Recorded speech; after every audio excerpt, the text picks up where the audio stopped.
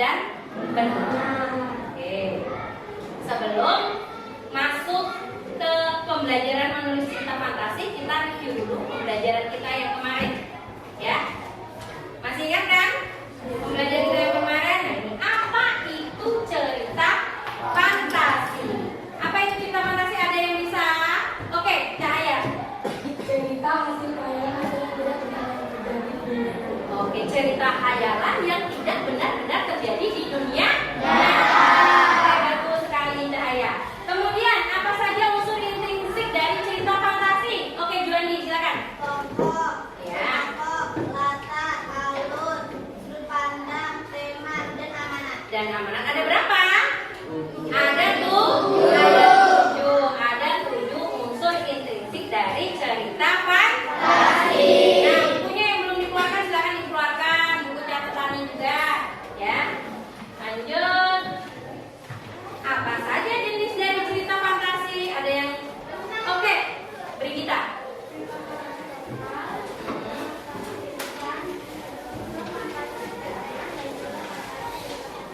Oke, fantasi total, fantasi irisan, lintas zaman dan sejaman dan lintas waktu. Ya. Lanjut, apa struktur dari cerita fantasi? Selain Cahaya, tadi sudah. Ayo, siapa? Oke, silakan Nuril. Orientasi, kombinasi, resolusi, Iya, orientasi, komunikasi, resolusi, ya, penyelesaian. Contoh cerita fantasi yang menarik. Kalian kan sudah pernah baca cerita fantasi. Menurut kamu cerita fantasi yang menarik yang apa yang sudah pernah kamu baca? Oke, silakan. Naruto. Ya. Doraemon ya kan? Doraemon punya apa sih? Punya kantong ajaib. Punya apa lagi? Minuman ada suka. Baling-baling bambu di dunia nyata ada nggak itu? Ada yang ada yang punya. Seandainya nih kamu punya pintu kemana saja suka, kamu kemana? Jepang, Bu. Kemana? Iya, suka. Mau kemana, Nuril? Hah? Mekah, Bu. Oh, mau ke Mina, ke Mekah. Filipina. Ada siapa di sana? Ini Ibu akan jelaskan rancangan pembelajarannya. Nanti akan Ibu tampilkan sebuah video cerita fantasi. Siapa yang suka kalau diajak nonton video? Suka ya? Tapi jangan ngantuk nanti ya. Nanti Ibu putarkan video pembelajaran, video cerita fantasi, kita tonton bersama. Kemudian nanti setelah menonton akan Ibu beri beberapa pertanyaan. Jadi bukan hanya sekedar nonton, tapi juga nonton sambil memahami. Setelah itu nanti kalian Ibu dudukkan secara berkelompok, Ibu bagi secara berkelompok. Kita akan membuat kerangka karangan, ya. Kerangka karangan berdasarkan minat. Nah, pertemuannya kemarin kan sudah Ibu tanya kan, siapa yang minatnya mau buat cerita tentang handphone, siapa yang tentang kebersihan. Aulia Juan di jalan. Kemudian apa lagi? Tentang apa lagi yang lain?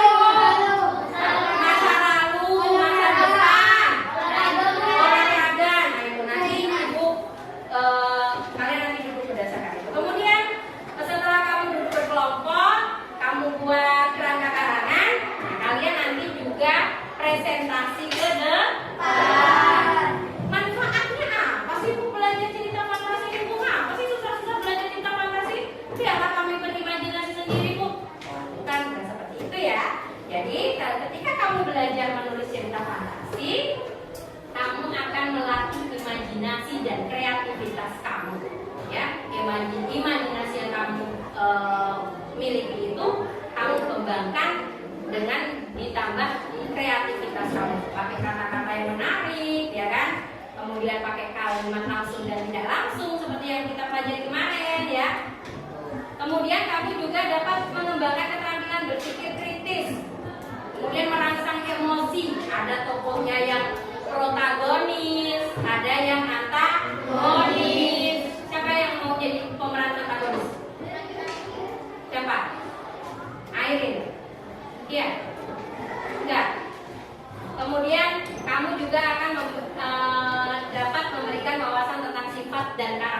orang.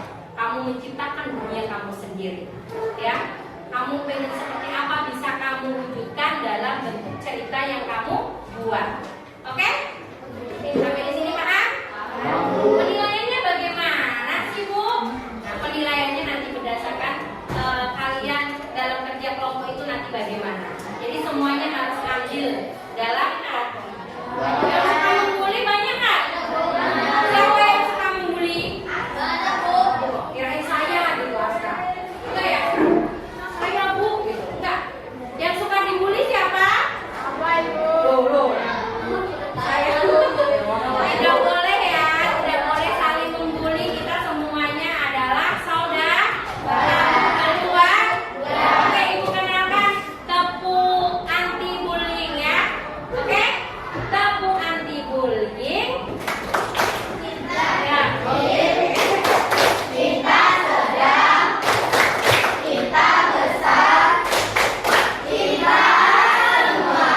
Oke, kita ulang ya. Tepuk anti bullying.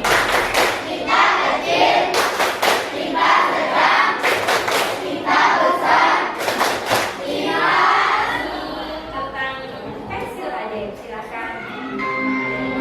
Suatu yang mungkin milik orang. Dongeng bahasa Indonesia. Pensil ajaib. Suatu ketika ada sebuah kota kecil bernama Claudi. Dan di Claudi hiduplah seorang seniman yang cemerlang bernama Albert. Albert sangat pandai dalam pekerjaannya sehingga banyak orang yang salah mengira lukisannya sebagai benda nyata. Dia melukis potret orang-orang kaya di kotanya dan menghasilkan uang dengan baik. Dia akan membawa kanvasnya kemana-mana dan secara acak memilih tempat dan mulai membuat sketsa. Ini adalah sketsa yang brilian. Dia akan membuat sketsa matahari terbenam, buah-buahan dan potret manusia dan membuat semuanya terlihat sangat nyata. Tapi karena itu adalah kota kecil, tidak banyak lukisan yang bisa dibuatnya. Seiring waktu, dia mulai berjuang untuk menemukan pekerjaan. Sungai tempat Albert biasanya melukis matahari terbenam berdiri pohon yang indah. Albert menyukai pohon itu. Dia telah melukis pohon itu di kanvasnya berkali-kali, namun dia tidak pernah bosan karenanya. Dia berbicara kepada pohon itu seolah-olah itu adalah manusia. Oh, ayolah pohon, jatuhkan sedikit daunmu. Kau tahu, kadang-kadang rasanya seperti kau bisa mendengar. Tetapi Albert tidak tahu bahwa ada seseorang di pohon yang mendengarnya dan menyukai gambarnya. Dia adalah Pickle sang peri. Pohon itu adalah rumah bagi Pickle. Dia sangat pemalu dan menyukai dedaunan hijau lebat yang membuatnya tetap sejuk dan aman. Kuharap kau bisa mendengarkan aku dan membantuku. Kau tahu, tidak ada pekerjaan di kota ini sekarang. Aku bisa saja pergi ke kota lain, tapi disinilah rumahku. Aku tidak bisa meninggalkan tempat ini. Tapi aku rasa aku harus melakukannya sekarang. Yang aku tahu hanyalah cara untuk melukis. Dan jika tidak ada cukup pembeli untuk lukisanku di sini, maka aku pikir aku harus pindah ke kota lain.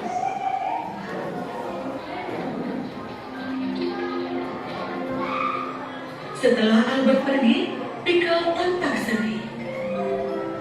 Oh, aku tidak ingin dia pergi. Aku suka lukisannya. Dia adalah pria yang baik dan juga jujur. Bagaimana aku bisa membuat lebih banyak orang membeli lukisannya ya? Tunggu. Itu bukan masalah sebenarnya. Masalah sebenarnya adalah dia tidak akan bisa menghasilkan lukisan yang banyak. Aku tidak akan bisa memaksa orang banyak untuk membeli lukisannya. Tapi aku bisa membantunya mendapatkan apa yang dia inginkan. Setelah berpikir sebentar, Pickle bergegas ke rongga pohonnya dan mulai bekerja. Dia bekerja sepanjang malam dan keesokan harinya, Pickle siap dengan kreasinya. Itu adalah pensil yang sangat mengkilap dan mempunyai ukiran yang sangat indah. Aha! Ini akan membantu Albert.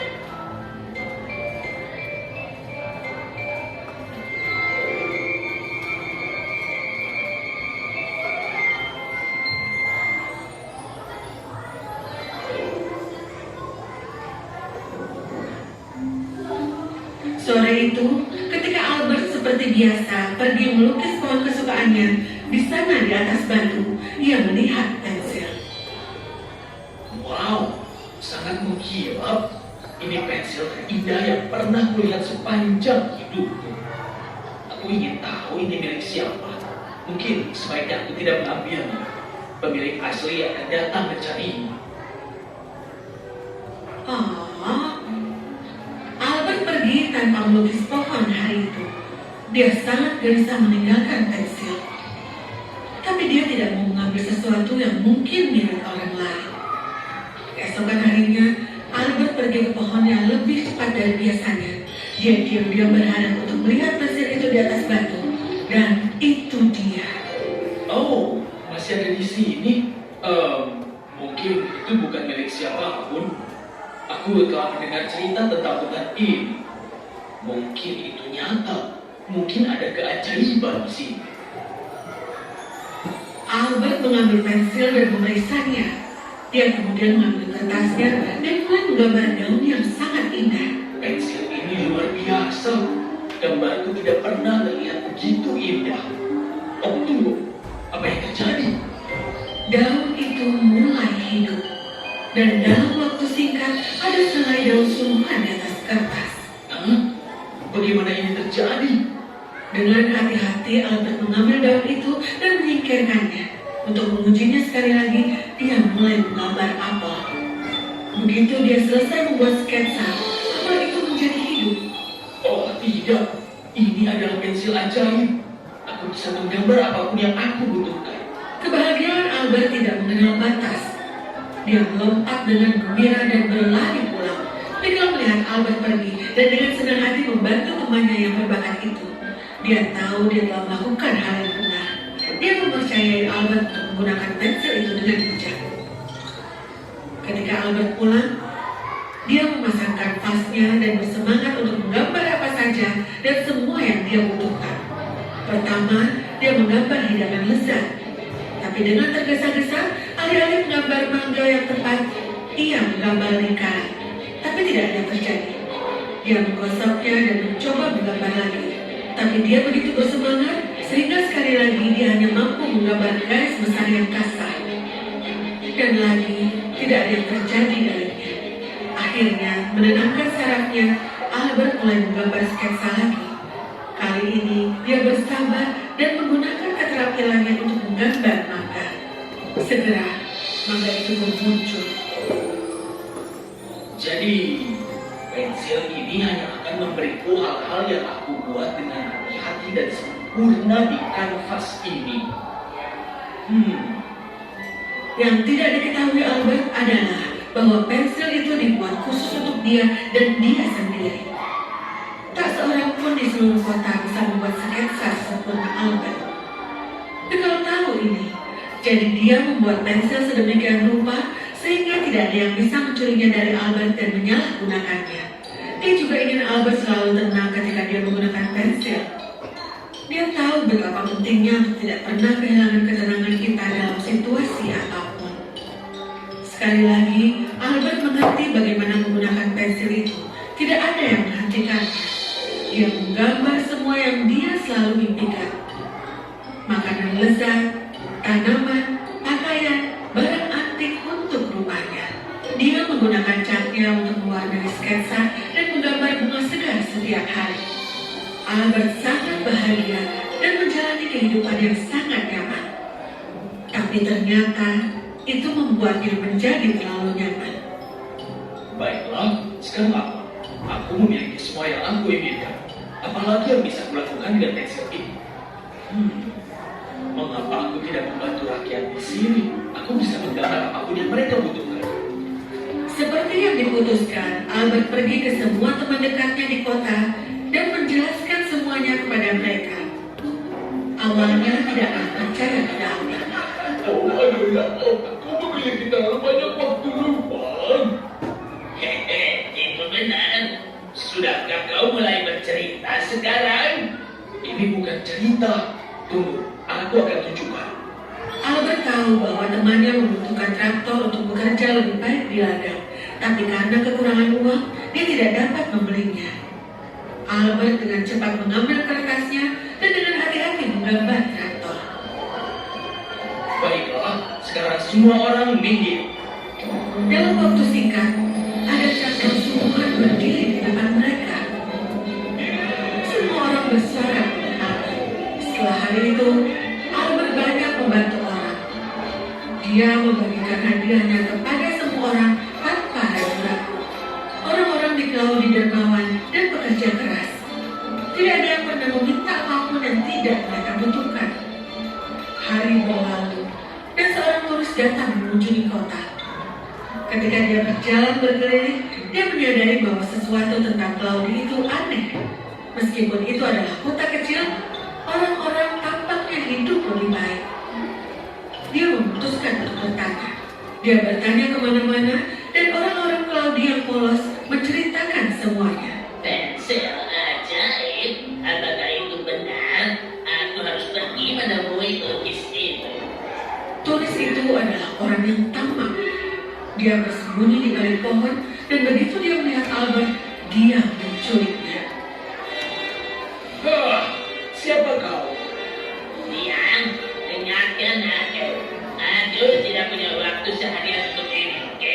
Cepat, gambarkan aku batu lukis yang banyak dan berbeda juga mahal. Sekarang. Albert mengeluarkan pensilnya dan mulai menggambar. Tapi dia sangat takut sehingga yang bisa dia gambar hanyalah batu. Apa ini? Beraninya kau mempermainkanku.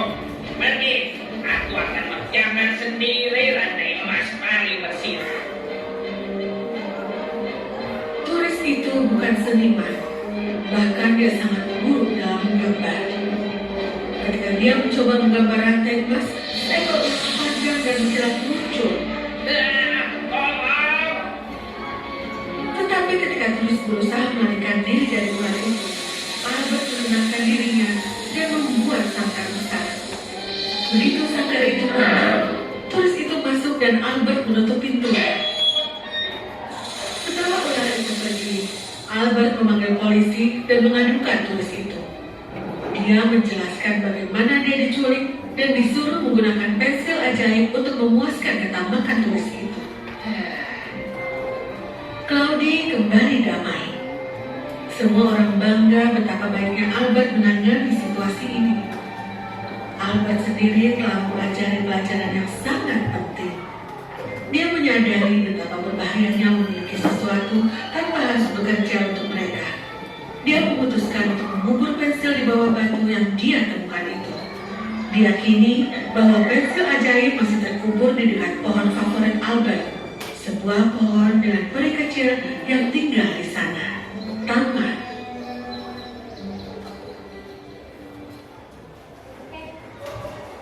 Ngantuk? Seperti didongengin terus tidur ya. Seperti kamu pas masih TK dulu. Siapa yang kalau malam mau tidur sering didongengin sama orang tuanya? Ya. Nuril, kamu sebelahnya Nuril malah yang tidur, bukan Nuril. Bagaimana nih ceritanya tadi, menarik tidak? Menarik. Apa pelajaran yang bisa kamu ambil dari cerita tadi? Tidak boleh tamak. Tidak boleh tamak. Apalagi? Berhubungan dengan baik. Hah? Harus bersabar. Harus bersabar. Berhubungan dengan baik. Tenang. Apa tadi ciri sabar? Murah hati, jangan pelit. Tuh, jangan pelit kakak. Apa lagi? Apa? Membantu. Membantu apa? Membantu apa? Membantu sesama. Oke. Ada lagi yang lain? Kamu tadi lihat nggak? Si Albertnya kalau melukis itu kalau nggak tenang, kalau pikirannya nggak fokus, bisa berhasil nggak lukisannya? Enggak ya. Yang pertama tadi mau lukis apa? Bangga. Jadinya apa? Bulat aja. Kemudian yang orang India tadi melukis apa tadi? Nah, jadinya apa? Terus suruh melukis apa tadi? Batu juga ya? Apa tadi? Batu hitam. Oh, berlian. Berlian. Jadinya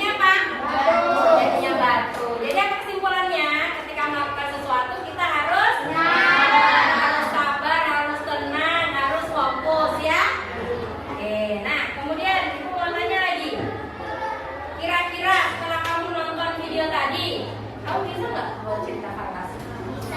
Bisa? Bisa? Yakin? Cerita fantasi seperti apa yang mau kamu buat? Sakti, cerita fantasi apa yang mau kamu buat? Nah, masa lalu. Ada apa dengan masa lalu, Sakti? Selain dari referensi menonton, kamu juga bisa melihat dari sekeliling kamu, dari diri kamu, ya.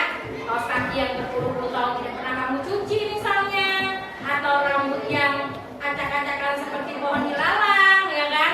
Atau mungkin baju yang tidak pernah masuk, ya Iril ya. Mungkin seperti itu.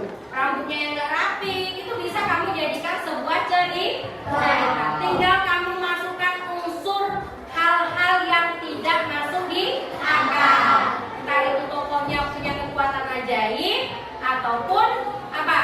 Punya barang atau sesuatu yang ada saya. Oke, sekarang ibu mau kamu duduk. Nanti aku dipotong. Putarkan satu video nih. Cara pertama ini adalah langkah-langkah menulis cerita fantasi. Jadi nanti akan ibu bagikan LKPD, ya. Langkah-langkahnya nanti bisa dilihat.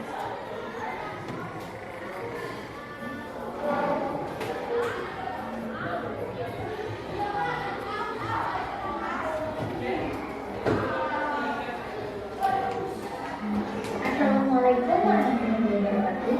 Kembali lagi di pelajaran bahasa Indonesia bersama Ibu Angkana. Hari ini kita akan belajar tentang menulis cerita fantasi. Silakan kalian perhatikan video berikut ini. Dalam menulis cerita fantasi, ada beberapa langkah yang harus kalian perhatikan. Yang pertama yaitu merencanakan. Kedua, mengembangkan produk. Ketiga, memberi judul yang menarik. Keempat, menelaah untuk merevisi. Dan yang terakhir adalah mempublikasikan. Langkah yang pertama yaitu merencanakan. Ketika kalian merencanakan untuk menulis cerita fantasi, bisa diawali dengan menggali ide. Ide adalah dasar utama dalam membuat cerita. Galilah ide berdasarkan topik yang ada di sekitar kalian. Ide tersebut bisa berupa lingkungan, perkembangan teknologi, tokoh pahlawan, dan lain-lain. Setelah kalian memperoleh ide, selanjutnya berfantasilah. Gunakan imajinasi atau khayalan kalian untuk mengembangkan ide. Kalian bisa membayangkan perkembangan lingkungan 100 tahun yang akan datang ataupun sebaliknya. Jangan lupa gunakan campuran zaman untuk lebih menarik. Selanjutnya, tulislah tema yang akan kalian tulis dalam bentuk pernyataan. Tema bisa kalian kembangkan dari ide yang sudah kalian tulis. Kemudian, tentukan latar. Latar merupakan tempat, waktu, dan suasana dalam cerita. Contohnya, tempat bisa di istana, dunia peri, atau negeri awan. Waktunya bisa kalian pilih sesuai keinginan. Lalu, tulislah deskripsi tokoh-tokoh. Kalian bisa menulis nama tokoh atau karakter pada cerita yang akan kalian buat. Dalam cerita fantasi harus memiliki tokoh yang unik atau memiliki kesaktian dan kekuatan. Selanjutnya, buatlah ringkasan cerita. Kalian bisa membuat kerangka cerita mulai dari bagian awal, tengah, dan akhir. Bagian ini hanya garis besar cerita, jadi belum begitu rinci. Yang kedua, mengembangkan produk. Kembangkan produk sehingga menjadi cerita yang menarik. Kalian mulai melengkapi bagian kerangka cerita. Padukanlah latar, deskripsi tokoh dengan kerangka cerita, sehingga menjadi cerita yang utuh dan lengkap. Agar lebih mudah, kalian bisa melihat struktur cerita fantasi sebagai patokannya. Selanjutnya, yang ketiga yaitu memberikan judul yang menarik.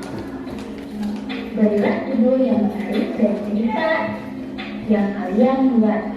Caranya dengan melihat keseluruhan cerita, lalu lihat bagian mana yang menjadi ciri khas dari cerita.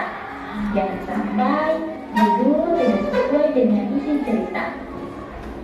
Tulislah judul, jangan terlalu panjang atau terlalu pendek. Bisa terdiri dari 3 atau sampai 4 kata. Keempat, menelaah untuk merevisi. Telaah hasil tulisan dengan memperbaiki kalimat yang dianggap kurang sesuai dengan cerita. Kalian bisa menambahkan atau mengurangi jumlah kata yang ada pada cerita.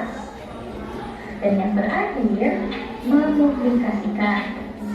Pajang hasil karya kalian di majalah dinding atau unggah di media sosial. Apabila kalian memiliki media sosial, bisa kalian unggah di Facebook, Instagram, dan lain-lain. Hias dengan kata atau gambar yang menarik. Dengan mempublikasikannya, kalian bisa termotivasi lagi untuk membuat sebuah karya. Bagaimana? Mudah bukan? Langkah menulis cerita fantasi? Terima kasih sudah menyaksikan video pembelajaran hari ini. Sampai jumpa di pertemuan selanjutnya. Wassalamualaikum warahmatullahi wabarakatuh. Oke, itu tadi apa? Langkah menulis cerita. Ada berapa? 5. Ada 5. Yang pertama apa? Merencanakan. Yang kedua? Mengembangkan ide. Yang ketiga? Memberi judul. Kemudian yang keempat? Menelaah untuk merevisi. Yang kelima baru mempublikasikan. Jadi kalau buat cerita itu buat judulnya dulu atau buat cerpennya dulu? Atau buat ceritanya dulu? Iya, buat dulu ceritanya baru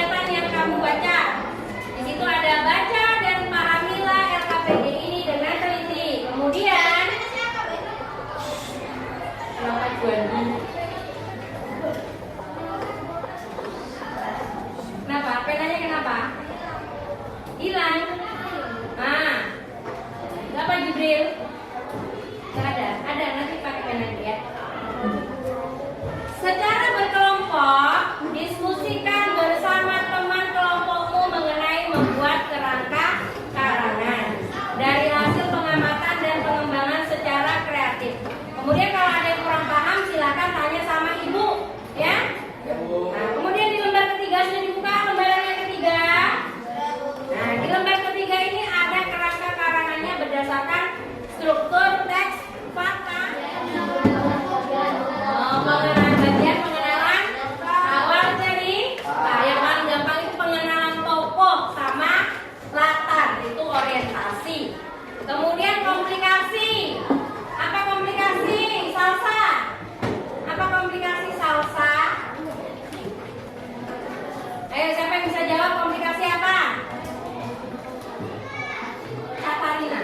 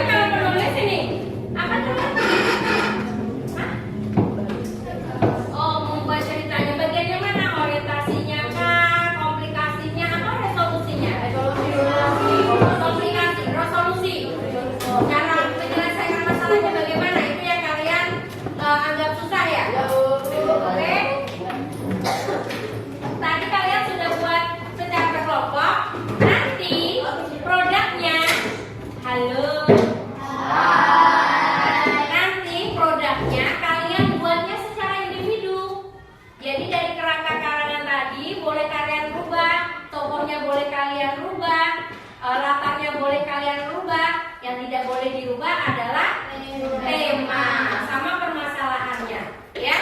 Kalian buat secara individu nanti di rumah. Kamu mau buat dalam bentuk cerpen boleh, dalam bentuk komik boleh, dalam bentuk video cerita juga boleh. Cerpen tahu kan? Kemudian kalau komik tahu kan?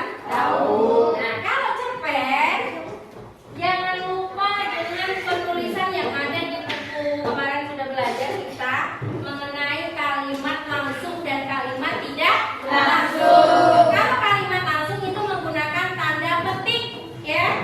Nih. Kemudian kalau komik kamu menggunakan yang namanya balon kata. Nih balon kata ini. Jangan lupa. Oke? Kamu buat dulu cerpennya. Nanti ibu lihat dulu sudah sesuai belum dengan kerangka tadi. Sudah ada unsur-unsur yang tidak masuk di akalnya, tidak? Ya, baru nanti kalian tentukan bersama ibu mau buat apa. Oke, paham? Oke, bagus, Bapak.